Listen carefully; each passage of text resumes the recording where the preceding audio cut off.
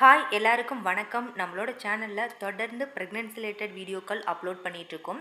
அந்த வகையில் இன்றைக்கி நம்ம எதை பற்றி பார்க்க போகிறோம் அப்படின்னு பார்த்திங்கன்னா, நிறைய பேர் நாங்கள் பேபிக்கு ட்ரை பண்ணுறோம், இருந்தாலும் எங்களுக்கு பேபி ஃபார்ம் ஆகிறது தள்ளி போயிட்டே இருக்குது அப்படிங்கிற மாதிரி கமெண்ட் பண்ணுறீங்க. அதுக்கு என்னென்ன காரணங்கள் இருக்கலாம் அப்படிங்கிறத பற்றி தான் இந்த பதிவில் நான் சொல்ல போகிறேன்.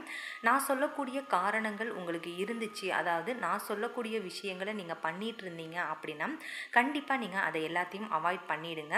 அது மாதிரி நான் ஒரு சில விஷயங்கள் என்னென்ன பண்ணணும் அப்படிங்கிறதையும் சொல்லுவேன், அதையும் ஃபாலோ பண்ணுங்கள். கட்டாயம் உங்களுக்கு பேபி தள்ளி போயிட்டு இருந்துச்சு அப்படின்னா இப்போ சீக்கிரமே ஃபார்ம் ஆகிறதுக்கான வாய்ப்பு இருக்குது. அது என்னென்ன விஷயங்கள் அப்படிங்கிறத இந்த பதிவில் நம்ம பார்க்கலாம். அதுக்கு முன்னாடி இந்த பதிவு உங்களுக்கு பயனுள்ளதாக இருந்துருந்துச்சு அப்படின்னா இந்த வீடியோவுக்கு ஒரு லைக்கும், நம்மளோட சேனலை சப்ஸ்கிரைப் பண்ணாமல் பார்த்துட்ருங்கோங்க, நம்மளோட சேனலை சப்ஸ்கிரைப் பண்ணிக்கோங்க.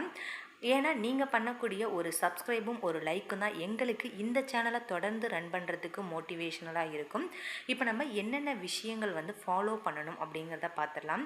நார்மலாக நீங்கள் பேபிக்கு ட்ரை பண்ணுறீங்க அப்படின்னா கட்டாயம் நல்ல ஹெல்தி உணவுகள் எடுத்துக்கணும். உணவு முறையில் கண்டிப்பாக நீங்கள் மாற்றத்தை கொண்டு வந்தே ஆகணும். ஹெல்தி உணவுகள் எடுத்துக்கணும், நல்ல காய்கறிகள் எடுத்துக்கணும், பழங்கள் எடுத்துக்கணும், நட்ஸ் வகைகள் எடுத்துக்கணும். இல்லை அப்படின்னா நீங்கள் கீரைகளையாவது அதிகமாக எடுத்துக்கணும். ஃபோலிக் ஆசிட், அயன், கால்சியம் உள்ள உணவுகளை நீங்கள் ரெகுலராக எடுத்துக்கணும். இந்த மாதிரியான உணவுகளை நீங்கள் எடுத்துக்கும் போது நீங்கள் சீக்கிரம் கன்சீவ் ஆகிறதுக்கான வாய்ப்புகள் அதிகம். ஏன்னு பார்த்தீங்கன்னா நிறைய பேர் என்ன தான் பேபிக்கு ட்ரை பண்ணாலும் ஹெல்தி உணவுகள் எடுத்துக்கிறதுல நீங்கள் கவனம் செலுத்தாமல் விட்டுறீங்க. அதுக்கு பதிலாக நீங்கள் இந்த ஃப்ரைட் ரைஸ், நூடுல்ஸ் இந்த மாதிரி உணவுகளை தேடி தேடி சாப்பிட்றீங்க.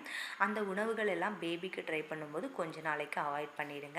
ரெண்டாவது பார்த்தீங்கன்னா வயது காரணமாக கூட உங்களுக்கு பேபி ஃபார்ம் ஆகிறது டிலே ஆகலாம்.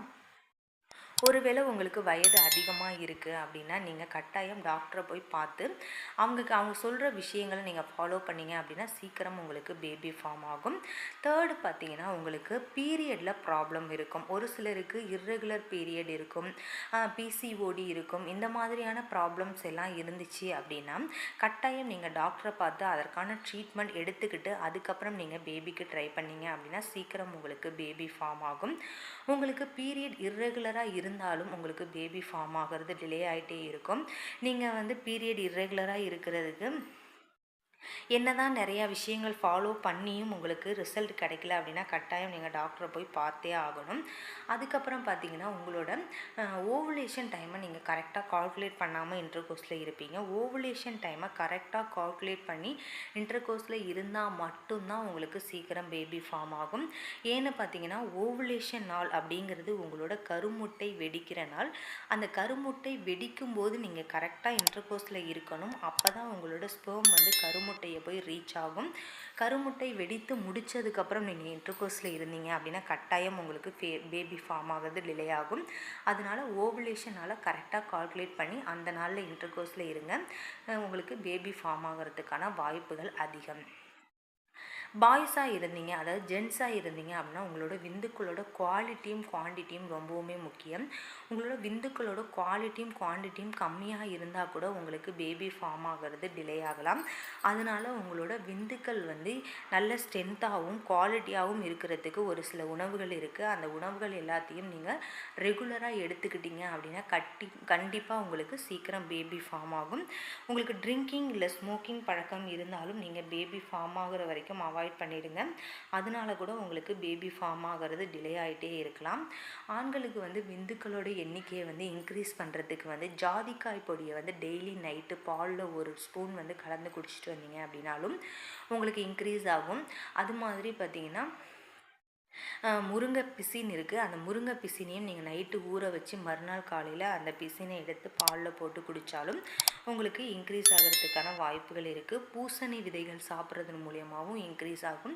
இந்த மாதிரி நிறையா உணவுகள் இருக்குது. அது என்னென்ன உணவுகள் அப்படிங்கிறத நான் அடுத்தடுத்த வீடியோக்களில் அப்லோட் பண்ணுறேன். அந்த உணவுகள் எல்லாத்தையும் நீங்கள் ரெகுலராக சாப்பிட்டுட்டு வந்தீங்க அப்படின்னாலும் உங்களுக்கு சீக்கிரம் பேபி ஃபார்ம் ஆகிறதுக்கான வாய்ப்பு இருக்குது. இப்போ நான் சொன்ன விஷயங்கள் எல்லாத்தையும் ஃபாலோ பண்ணி பாருங்கள். கட்டாயம் உங்களுக்கு சீக்கிரமே பேபி ஃபார்ம் ஆகும்.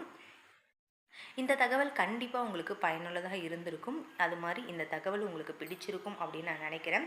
இது மாதிரி இன்னொரு ஒரு ப்ரெக்னன்சி ரிலேட்டட் வீடியோவில் நம்ம சந்திக்கலாம். இது பிடிச்சிருந்துச்சு அப்படின்னா மறக்காமல் இந்த வீடியோவுக்கு ஒரு லைக் பண்ணிக்கோங்க, நம்மளோட சேனலையும் சப்ஸ்கிரைப் பண்ணிக்கோங்க. இன்னொரு ஒரு ப்ரெக்னன்சி நம்ம சந்திக்கலாம். நன்றி, வணக்கம்.